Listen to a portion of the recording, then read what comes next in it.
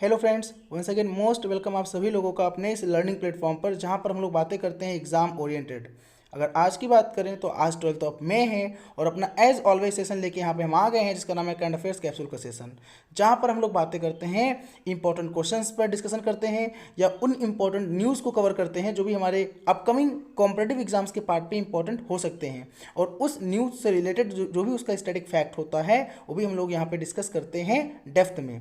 चलिए शुरू करते हैं आज का सेशन। शुरू करने से पहले मैं ज़रूर कहना चाहूँगा एक बार कि अगर अभी तक आपने मेरा चैनल सब्सक्राइब ना किया हो तो इट्स माई हम्बल रिक्वेस्ट, नीचे जो रेड कलर का बटन दिख रहा है वहाँ पर आप प्रेस कर दें और बेल आइकन को क्लिक कर दें साथ साथ, ताकि जो भी यहाँ पे हम चीज़ें डिस्कस करें, इंपॉर्टेंट कंटेंट प्रोवाइड करें, इंपॉर्टेंट टॉपिक प्रोवाइड करते हैं एग्जाम के पार्ट पे, जो भी हमारा अपकमिंग एग्जाम है उसके लिए आपको अपडेट मिलता रहे। चलिए नेक्स्ट बात करें हम लोग, तो ये मेरा ऑफिशियल टेलीग्राम चैनल है। इस पे आप मुझसे जुड़ सकते हैं, ज्वाइन हो सकते हैं, जिससे कि जो भी चीज़ें मैं डिस्कस करता हूँ ऑन डेली बेसिस, उसका पीडीएफ फ्री ऑफ कॉस्ट आप वहाँ से अवेल कर सकते हैं और आप इजीली पढ़ सकते हैं, चीज़ों को समझ सकते हैं। चलिए हम लोग नेक्स्ट बात करें। पहला फर्स्ट न्यूज़ क्या निकल के आ रहा है हमारे सामने, जो भी इम्पोर्टेंट न्यूज़ है। करेंसी नोट से कोरोना वायरस के संक्रमण के खतरे में को देखते हुए किस शहर में सामानों के होम डिलीवरी पर डिजिटल पेमेंट अनिवार्य कर दिया गया है। बहुत सही स्टेप लिया गया, बिल्कुल सही बात है। अगर हम बात करें तो कोरोना वायरस के जो संक्रमण है उससे बचने के लिए वास्तव में कहीं ना कहीं अगर आप डिजिटल पेमेंट को प्रायोरिटी दोगे, अगर आप जैसे क्यूआर कोड देखा होगा आपने, जो क्यूआर कोड होता है पेटीएम लोग करते हैं, अगर आप इजीली उससे अगर आप पेमेंट करते हो तो होता नहीं कि डिस्टेंस से आप उसको जो है स्कैन करा देते हो, इजीली आपका वो अमाउंट जो है डिडक्ट हो जाता है जो भी आप पेमेंट करना चाहते हो। तो वहाँ पे आप किसी को टच नहीं कर रहे हो, ना कोई आपको टच कर रहा है। तो ये बहुत बढ़िया स्टेप है और हम तो कहते हैं केवल किसी एक शहर में नहीं, ये हर जगह होना चाहिए डिजिटल पेमेंट। लेकिन इसके लिए एक बात ये भी है, किसी भी एक सिक्के के दो पहलू होते हैं कि लोगों को थोड़ा टेक्नोक्रेट्स और होना पड़ेगा, क्योंकि बात करें तो लोग लिटरेट हैं, लोग अवेयरनेस है, लेकिन अभी भी देखा गया है कि लोगों के पास बहुत सारे लोग जो अपने स्मार्टफोन में वो ऐप इंस्टॉल नहीं करते हैं। भीम यूपीआई हो गया या जो भी ऐसा प्लेटफॉर्म है, ऐसा ऐप है जो ट्रांजैक्शन की फैसिलिटीज़ प्रोवाइड करता है, उसकी बात हम लोग यहाँ पे कर लें। या लोग जो है उससे अवेयर नहीं है, लोग डरते भी हैं, कहीं ना कहीं सिक्योरिटी मैटर करता है, लोग इससे भी डरते हैं कहीं हैक ना हो जाए, ये सारी चीज़ें हैं।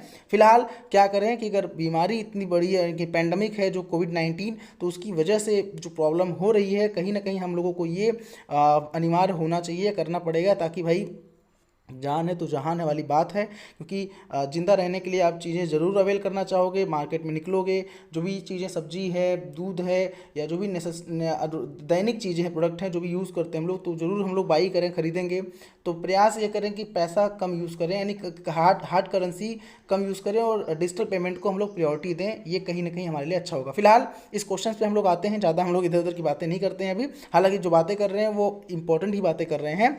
किस शहर में सामानों के होम डिलीवरी पर डिजिटल पेमेंट अनिवार्य कर दिया गया? तो बिल्कुल इसका सही आंसर है अहमदाबाद। ठीक है, अहमदाबाद। देखिए मैं आपको एक चीज़ कहना चाहूँगा कि लास्ट तक अगर आप सेशन ज़रूर देखा करिए। लास्ट तक सेशन इसलिए बोल रहा हूँ क्योंकि इसमें मैं जो भी न्यूज़ है वो डिस्कस करता हूँ, उसके साथ साथ उससे रिलेटेड जो भी स्टैटिक फैक्ट है उसको मैं कवर करता हूँ। तो ये आपके लिए वास्तव में बहुत ही बेनिफिशियल रहने वाला है। जो भी हमारा अपकमिंग कॉम्पिटेटिव एग्जाम है ये आप पेन डाउन कर लो अच्छे से, और प्रयास ये किया करो जब मैं चीज़ें डिस्कस करूँ तो साथ में आप जो पेन और कॉपी लेके बैठ जाओ, जो आपने करंट अफेयर के लिए प्रिपेयर किया होगा, और जो भी मैं चीज़ें डिस्कस करता हूँ उसको आप मैं बोलता हूँ उसको आप पेन डाउन कर लिया करो, आपके लिए अच्छा होगा। और एक चीज़ और कहना चाहूँगा, मैं लेंदी नहीं चीज़ों को बताता हूँ। लेंदी का मतलब बस उतनी चीज़ें जो हमारे लिए वास्तव में फ्रूटफुल हों, जो हमें चाहिए एग्जैक्टली, ठीक है ना। क्योंकि मतलब क्या होता है कि आपको चाहिए क्या, क्रीम क्या है एग्जैक्टली, उसकी बात यहाँ पे हम लोग करते हैं। फिलहाल चलिए नेक्स्ट हम लोग बात करें तो देखिए अहमदाबाद में अगर हम बात करें तो 5,000 से ज़्यादा नोवेल कोरोना वायरस के केसेस हैं, पेशेंट हैं। यानी मुंबई के बाद अहमदाबाद में कोरोना का सबसे अधिक कहर है। एक चीज़ जान लीजिएगा, मुंबई फर्स्ट पे है और अहमदाबाद सेकंड पे है। इसलिए ऐसा स्टेप लिया गया है। सरकार ने यहाँ पर पहले सभी दुकानें बंद करने का आदेश दिया था, जान लीजिए। यहाँ पर होम डिलीवरी पर रोक लगाई जा चुकी थी, यानी कि पहले भी होम डिलीवरी पर रोक लगाई गई थी। बट ये एग्जैक्टली हुआ क्या कि लेकिन इसके बाद भी पेशेंट बढ़ते जा रहे हैं, जबकि लोगों को घर की ज़रूरत से जो भी ज़रूरत के सामान है वो लेकिन चाहिए चाहिए। तो इसलिए ऐसा किया गया, यहाँ पे 15 मई से सामानों की होम डिलीवरी शुरू कर दी गई है। ऐसे में नगर निगम ने कैश ऑन डिलीवरी पर रोक लगा दी है और अब यहाँ पे सिर्फ डिजिटल पेमेंट होगा, यानी किराना सामान ही मंगवाया जा सकेगा। जान लीजिएगा, सब्जियाँ, दूध, फल, किराने के सामान की उन 17,000 दुकानों पर भी यह नियम लागू होगा जो अहमदाबाद नगर निगम में के दायरे में आते हैं। तो बिल्कुल सही बात है कि 15 मई से होम डिलीवरी पर कैश की बात, कैश पेमेंट नहीं होगा, मतलब जो करेंसी फिजिकली हम लोग जो ट्रांजैक्शन करते नहीं, आपको डिजिटल पेमेंट वहाँ पे करना पड़ेगा अहमदाबाद, क्योंकि ये मुंबई के बाद दूसरा ऐसा शहर है जहाँ पे सबसे ज़्यादा केसेस हैं कोविड-19 के। ठीक है, चलिए फिलहाल ये फैक्ट हो गया। आगे हम लोग बात करें, नेक्स्ट न्यूज़ निकल के हमारे सामने आ रहा है, एक हिस्टोरिकल फैक्ट देखिए आप, यहाँ पे लिया गया है सुप्रीम कोर्ट के इतिहास में पहली बार नियमित एकल जज पीठ, इसे इंग्लिश में बोलते हैं रेगुलर सिंगल जज बेंच, कब से सुनवाई करेगी। यानी कि हिस्ट्री में पहली बार ऐसा हुआ है कि जहाँ पे रेगुलर सिंगल जज बेंच होगी, क्योंकि अभी तक क्या होता था, जो वहाँ पे सुनवाई होती थी वहाँ पे एक डिवीज़न जो है बेंच होता था, यानी कि जहाँ पे 2 लोग 3 लोग 4 लोग, यानी डिवीज़न बेंच होता था यहाँ पर। ठीक है, कम से कम जजों की बेंच होती थी एग्जैक्टली, बट वहाँ पे जज होते थे, एक नहीं। लेकिन अब क्या बोला गया कि कोविड-19 की वजह से केसेस तो बढ़ते जा रहे हैं, मतलब भाई केसेस जो भी हैं, अगर मैं आपको एक बात बताऊँ, मैं आपको नोट कर लीजिएगा, सुप्रीम कोर्ट में लास्ट 2019 तक का डेटा है। सुप्रीम कोर्ट में पेंडिंग जो केस है, पेंडिंग जान लीजिएगा, एग्जैक्ट डेटा बता रहा हूँ मैं आपको, जुलाई 2019 तक का जो पेंडिंग कितना केस है, 11.5 लाख केस है। कहाँ पर? सुप्रीम कोर्ट में जो पेंडिंग केस है, जुलाई 2019 तक का डेटा मैं आपको बता रहा हूँ, 13.5 लाख जो है केस पेंडिंग है। तो कोरोना संकट की वजह से सुप्रीम कोर्ट बहुत ज़्यादा ज़रूरी मामलों में सुनवाई वीडियो कॉन्फ्रेंसिंग के जरिए पहले ही कर रहा है, यानी कि जो कोरोना वायरस की वजह से जो भी, तो वो वीडियो कॉन्फ्रेंसिंग के माध्यम से सुनवाई कर रहा है, वीडियो कॉन्फ्रेंस करके। बट इस समय लिया गया है कि सुप्रीम कोर्ट के इतिहास में पहली बार ऐसा होगा। अब तक सुप्रीम कोर्ट में नियमित सिंगल जज बेंच का प्रावधान वास्तव में नहीं था, जान लीजिएगा। यहाँ डिवीजन बेंच, यानी कम से कम जो जजों की बेंच ही होती रही है, यानी कम से कम वहाँ पे जजों की बेंच होती थी, सिंगल जज बेंच का कोई प्रावधान नहीं था। कहाँ पर? सुप्रीम कोर्ट में। सिंगल जज बेंच जमानत और अग्रिम जमानत से जुड़ी उन याचिकाओं की सुनवाई कर पाएगी जिनमें 7 साल से कम सजा का प्रावधान है। इसको अच्छे से नोट कर लीजिएगा, फिर से बोल दे रहा हूँ, सिंगल जज बेंच जो बनाया जा रहा है, जमानत और अग्रिम जमानत से जुड़ी उन याचिकाओं की सुनवाई कर पाएगी जिनमें 7 साल से कम सजा का प्रावधान है। और सुप्रीम कोर्ट में ये कदम केसों की अधिकता के चलते उठाया गया है। I hope it's a crystal clear. क्यों उठाया गया ये कदम? जो सुप्रीम कोर्ट में बढ़ते केस है, मैंने कहा कि जुलाई 2019 तक का डेटा है कि 11.5 लाख जो है क्या है, पेंडिंग केस हैं। तो कहीं ना कहीं ज़्यादा, इतने ज़्यादा केस हैं। तो वहाँ जो हमारे सीजीआई हैं इस समय, जिनका नाम क्या है, chief justice of India mister एस.ए. Bobde, तो उन्होंने बुधवार 13 मई से सिंगल जज की बेंच की शुरुआत का फैसला कर लिया है। हमारे इसमें सीजीआई कौन है? तो हमारे जो सीजीआई है, नोट कर लीजिएगा, मिस्टर एस.ए. बोबडे साहब। तो एस.ए. बोबडे साहब ने क्या किया है, 13 मई से ऐसा फैसला ले लिया है कि सिंगल जज बेंच होगा। ठीक है ना, कोई दिक्कत तो आपको यहाँ पे नहीं हो रही। कौन है सीजीआई? हमारे chief justice of India mister एस.ए. Bobde साहब। ठीक है ना, इसको पेन डाउन थोड़ी देखिए, अभी डिजिटल पेन ले लूँगा तो दिक्कत नहीं होगी लिखने में, फिलहाल अभी थोड़ी बहुत प्रॉब्लम हो रही है। खैर चलिए, नेक्स्ट न्यूज़ पे हम लोग बातें करें। महिला पैरा एथलीट दीपा मलिक ने संन्यास लिया। वह इनमें से किस सम्मान को पाने वाली पहली महिला है? ठीक है, अच्छा ही न्यूज़ निकल के आ रहा है सामने हमारे, कि जो हमारी अगर बात करें पैरा एथलीट हैं दीपा मलिक, उन्होंने संन्यास लिया है, और वो इनमें से कौन सा सम्मान है जो पाने वाली पहली महिला है? तो बिल्कुल इसका सही आंसर है खेल रत्न। इसका सेकंड आंसर है, ऑप्शन है जो सेकंड ऑप्शन बी है, खेल रत्न, ये सही आंसर है। मैं इसके बारे में आपको एक स्टैटिक फैक्ट जरूर बताना चाहूँगा, इसको पेन डाउन करिएगा। दीपा देश के लिए पैरालंपिक में मेडल हासिल करने वाली पहली महिला खिलाड़ी भी हैं। पैरालंपिक का मतलब ये होता है ना, पैरालंपिक जो होता है, अगर देखिए पैरालंपिक के बारे में आप जान लीजिए, पैरालंपिक जो होता है वो एग्जैक्टली क्या होता है, जो भी लोग किसी मतलब जो प्रॉब्लम, जिनका अंग, जिनका बॉडी जो है कहीं ना कहीं बैलेंस नहीं होता है, कुछ प्रॉब्लम होती है, तो वो उनके लिए एग्जैक्टली होता है पैरालंपिक। ठीक है, तो वो पहली महिला खिलाड़ी हैं क्या कि इस तरह खेल रत्न मेडल हासिल करने वाली। पैरालंपिक कमेटी ऑफ इंडिया यानी जो पीसीआई है, Paralympic committee of India, Paralympic committee of India इसे पीसीआई बोलते हैं, उनका अध्यक्ष बनने के लिए उन्होंने खेल को अलविदा कहा है कि उनको जो उनका प्रेसिडेंट बनाया जा रहा है पीसीआई का, जो पैरालंपिक कमेटी ऑफ इंडिया है, इसलिए उन्होंने खेल को अलविदा बोल दिया है। किसने?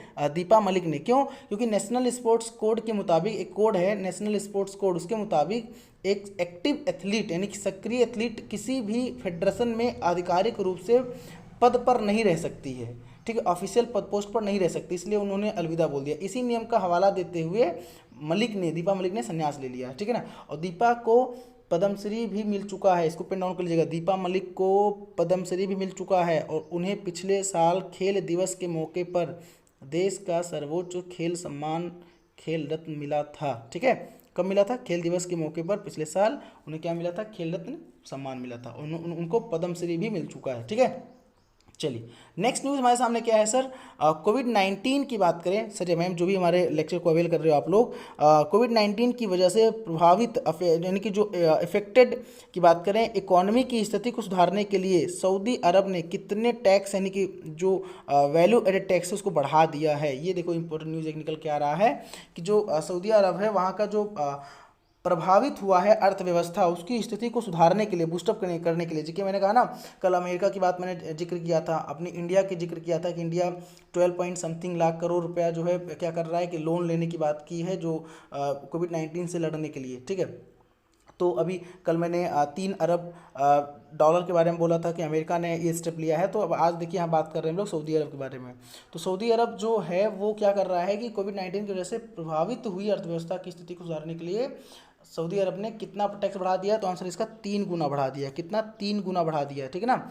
वैल्यू एडेड टैक्स होता है, वैट होता है, उसकी दर 5% से बढ़कर 15% कर दी गई है। नई टैक्स दर 1 जुलाई से लागू होगी, ठीक है। कहाँ पर? सऊदी अरब की बात हो रही है। इसके साथ ही सरकार ने सरकारी कर्मचारियों को मिलने वाला कॉस्ट ऑफ लिविंग यानी कि अलाउंसेस होता है, भत्ता बोलते हैं, भी रोक दिया है, ठीक है ना, ताकि वित्तीय घाटे को कम किया जा सके, ठीक है। जबकि तेल के धनी की बात करें, सऊदी अरब जो है तेल के धनी सऊदी को कोरोना वायरस की वजह से दुनिया भर में लागू किए गए लॉकडाउन के बाद तेल की गिरी हुई कीमतों के कारण काफ़ी नुकसान झेलना पड़ा है। जबकि तेल का धनी सबसे ज़्यादा तेल कहाँ है भाई? सऊदी अरब की बात कर रहे हैं। सऊदी अरब ने 2 साल पहले ही वैट लागू किया था। वैल्यू एडेड टैक्स कब लागू किया था? बिफोर 2 ईयर लागू किया था। और इसे लागू करने के पीछे सऊदी अरब की मंशा थी कि दुनिया भर के कच्चे तेल के बाज़ारों पर अपनी निर्भरता को कम करे, ठीक है ना, ये चीज़ है। चलिए फिलहाल इस समय सऊदी अरब बहुत बुरे दौर से गुजर रहा है, इसलिए उसको ये स्टेप लेना पड़ा है। सऊदी अरब की बात करें तो वहाँ के प्रिंस सलमान है, वहाँ के जो किंग प्रिंस सलमान है, ठीक है। वहाँ की जो कैपिटल है रियाद है और जो करेंसी है वो रियाल है। कैपिटल रियाद है और करेंसी क्या है? रियाल है, सऊदी रियाल है, ठीक है ना। ये इंपॉर्टेंट फैक्ट्स यहाँ पे। चलिए नेक्स्ट न्यूज़ हमारे सामने क्या निकल के आ रहा है देखते हैं।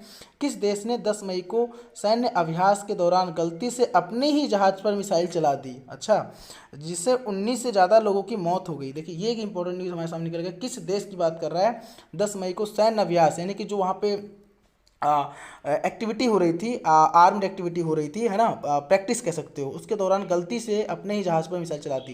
तो ये आंसर सही आपका ईरान है, ईरान ने ऐसा किया है। ईरान की सरकारी मीडिया की रिपोर्ट के मुताबिक बता रहा हूँ, एक नई एंटीशिप मिसाइल की बात यहाँ पे करें हम लोग, एंटीशिप मिसाइल के परीक्षण के दौरान यानी कि उसकी जो टेस्टिंग हो रही थी उसके दौरान की बात करें हम लोग, लॉन्च किया जा रहा था, 10 मई को यह हादसा हुआ।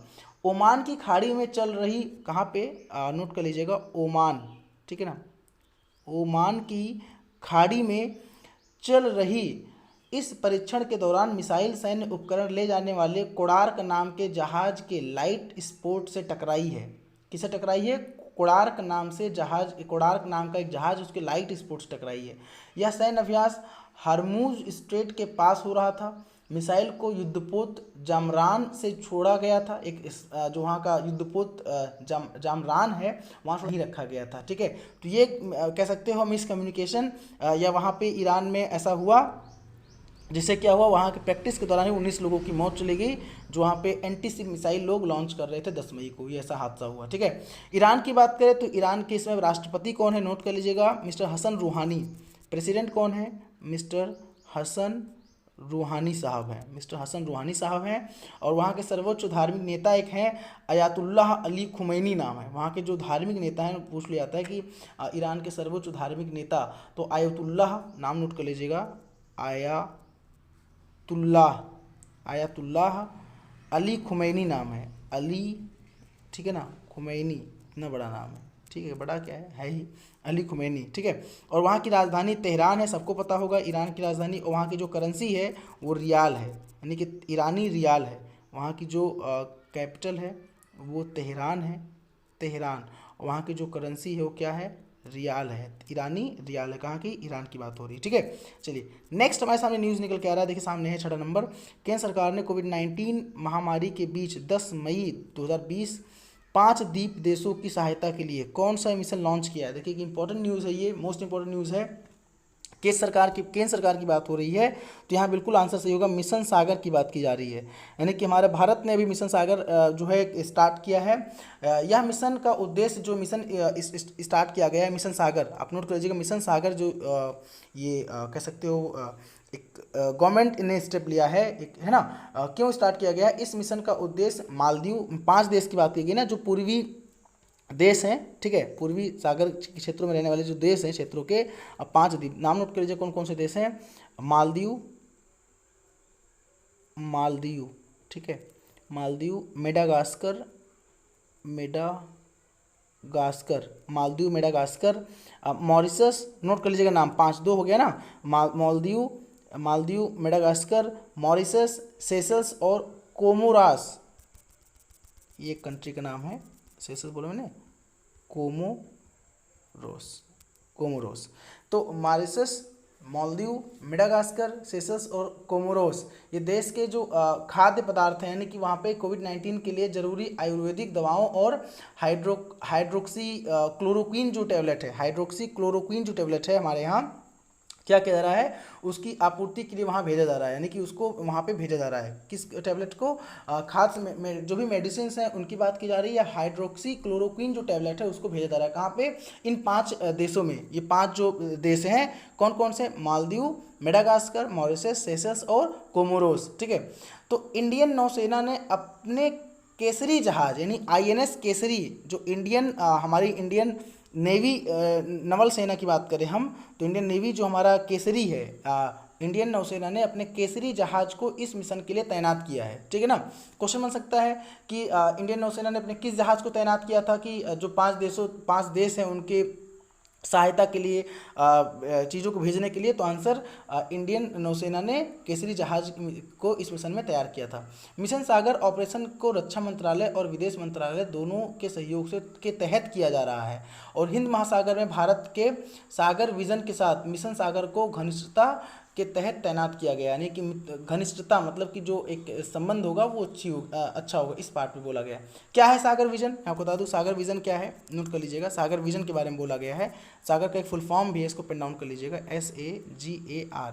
सागर का फुल फॉर्म क्या है, नोट कर लीजिएगा पहले। सागर की फुल फॉर्म है security and growth for all in the region. फिर से बोल रहा हूँ, security and growth for all in the region, all in the region. India ने 2015 में हिंद महासागर के एक विजन की शुरुआत की, जिसे सागर कहते हैं। कब की थी इंडिया ने, 2015 में, 2015 में एक विजन की शुरुआत की जिसे सागर कहते हैं। सागर का फुल फॉर्म क्या है, security and growth for all in the region, ठीक है, ये चीज़ है। चलिए नेक्स्ट हम लोग बात करें, तो नेक्स्ट सामने निकल के आ रहा है क्वेश्चन हम लोगों के, चेचक उन्मूलन की कौन सी वर्षगांठ पर WHO और संयुक्त राष्ट्र यानी कि यूनाइटेड नेशंस और वर्ल्ड हेल्थ ऑर्गेनाइजेशन की पोस्टल एजेंसी ने 8 मई को स्मारक डाक टिकट जारी किया है। देखिए यहाँ पे क्वेश्चन सामने है, चेचक उन्मूलन की कौन सी वर्षगांठ पर WHO और संयुक्त राष्ट्र की पोस्टल एजेंसी ने 8 मई को स्मारक डाक टिकट जारी किया है। तो इसका जो आंसर आपका हो जाएगा एग्जैक्टली, अगर हम बात करें तो 40वीं जो 40 यानी कि ये फर्स्ट ऑप्शन जो आपका है 40वीं वर्षगांठ, ठीक है ना। तो यहाँ पे नोट कर लीजिएगा, इसके बारे में कुछ स्टैटिक फैक्ट मैं आपको बताना चाह रहा हूँ। दरअसल मई 1980 में 33वीं वर्ल्ड हेल्थ असेंबली ने आधिकारिक रूप से घोषणा की थी दुनिया और उसके सारे लोग चेचक से लड़ाई जीत चुके हैं। चेचक को जिसे बड़ी माता, बहुत जगह शीतला बड़ी माता या स्मॉल पॉक्स जानते होंगे आप लोग। चेचक को कौन कहते हैं कि बड़ी माता या स्मॉल पॉक्स या शीतला, ठीक है ना, नॉट शीतल, सॉरी, शीतला, बड़ी माता, स्मॉल पॉक्स एक विषाणु जनित रोग है। जो चेचक है ये एक विषाणु जनित रोग है, ठीक है ना, ये नोट कर लीजिएगा इसको। चलो खैर, तो ये एग्जैक्टली क्या हुआ था कि यहाँ पे 1980 में ये बोला गया था कि जितने भी देश हैं दुनिया के सारे लोग चेचक से लड़ाई जीत चुके हैं। तो उस समय तक दुनिया भर में 50 करोड़ से ज़्यादा टीके लगाए गए थे। 1980 दौर की बात हो रही है। विश्व स्वास्थ्य संगठन यानी WHO के महानिदेशक टेड्रोस ने कहा है, टेड्रोस जी, अब 1967 में WHO का चेचक उन्मूलन अभियान शुरू हुआ था, ठीक है। जब की बात कर रहा है, जब 1967 में WHO का चेचक उन्मूलन अभियान शुरू हुआ था, तब देशों ने डाक टिकटों के माध्यम से जागरूकता लाने का प्रयास किया।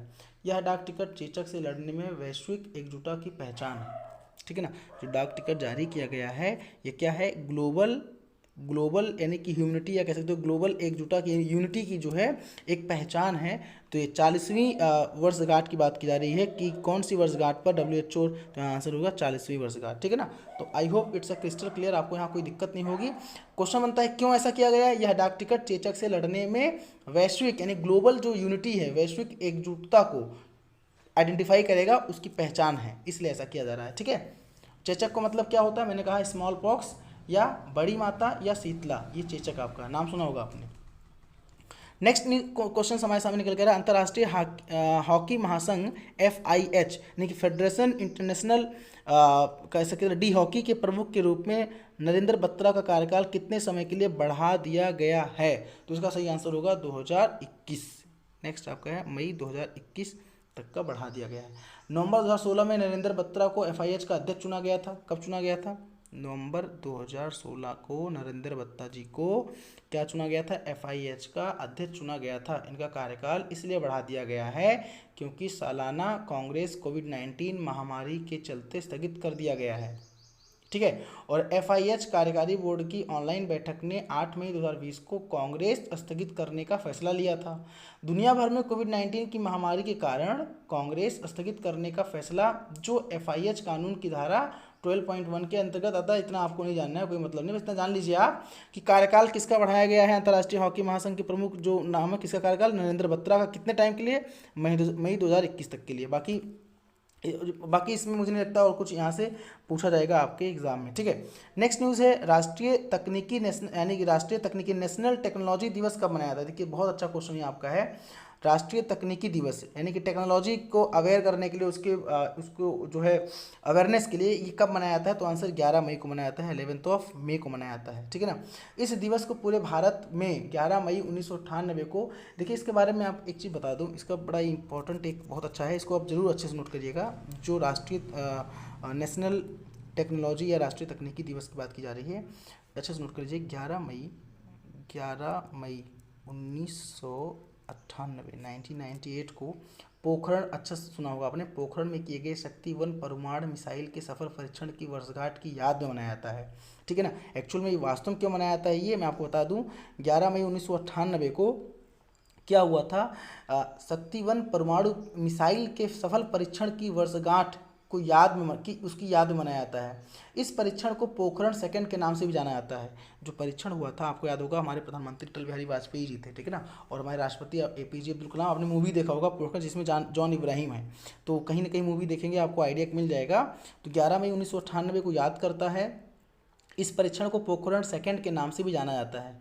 जबकि पहले परमाणु परीक्षण का कोड नाम जो था, बहुत इंपॉर्टेंट है, जो पहला था 1974 में हुआ था, जिससे 1974, देखिए इससे पहले ये सेकंड हुआ है, इससे 1998 में जो परीक्षण हुआ है इसका कह सकते हैं पोखरण, है ना, तो वो सेकंड था, ठीक है। और जिसका बोला गया था शक्ति 1 परमाणु मिसाइल की सफल परीक्षण, शक्ति 1 बोला गया था। तो इससे पहले 1974 में जो परीक्षण हुआ था पहली बार, जो पोखरण 1 बोला गया था, उसका एक कोड था।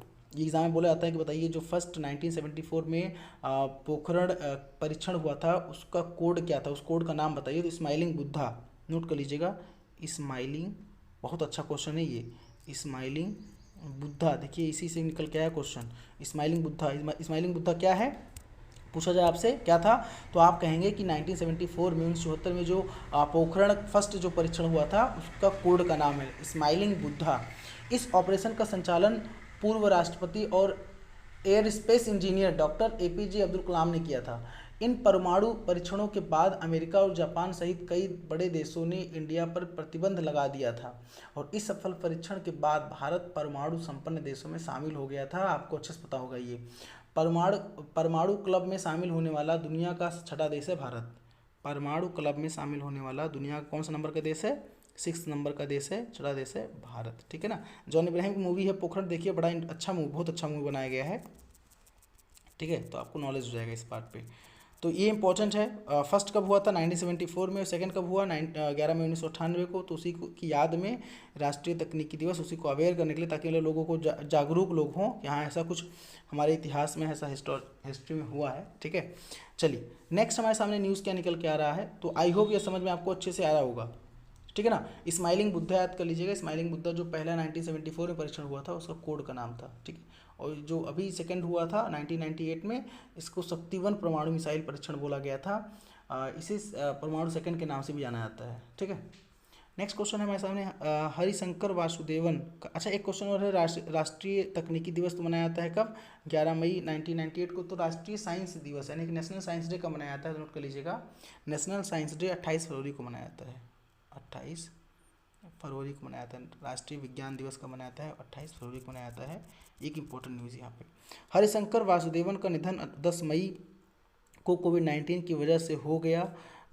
वह इनमें से क्या थे। अच्छा, जो बात की जा रही है कोविड-19 की वजह से इनका देहांत हो गया, स्वर्गवास हो गया मिस्टर हरिशंकर वासुदेवन का। तो ये क्या थे, तो ये इतिहासकार थे, इसको नोट कर लीजिएगा, ये इतिहासकार थे। ठीक है ना। वासुदेवन को नोट कर लीजिए इसके बारे में। वासुदेवन को रूस और मध्य एशिया विषय के इतिहासकारों में अग्रणी नामों से जाना जाता है। रूसी एवं यूरोपीय इतिहास और भारत रूस संबंधों पर किए उनके काम के लिए जाना जाता है। वह संस्कृति मंत्रालय, मानव संसाधन विकास मंत्रालय, वाणिज्य मंत्रालय और विदेश मंत्रालय की परियोजनाओं संस्थानों में औपचारिक सलाहकार भी रहे हैं, एडवाइज़र भी रहे हैं। ठीक है, और नेक्स्ट है कि इनकी कुछ बात करें हम लोग, तो कुछ किताब हैं उनकी बुक का नाम नोट कर लीजिएगा, हालांकि पूछ सकता है। Shadows of substance, Indo Russian trade and military technical cooperation 2010 में सामने मेंशन आपके हो रहा होगा। ठीक है, सो देख लीजिएगा। नेक्स्ट है फुट स्टेप्स ऑफ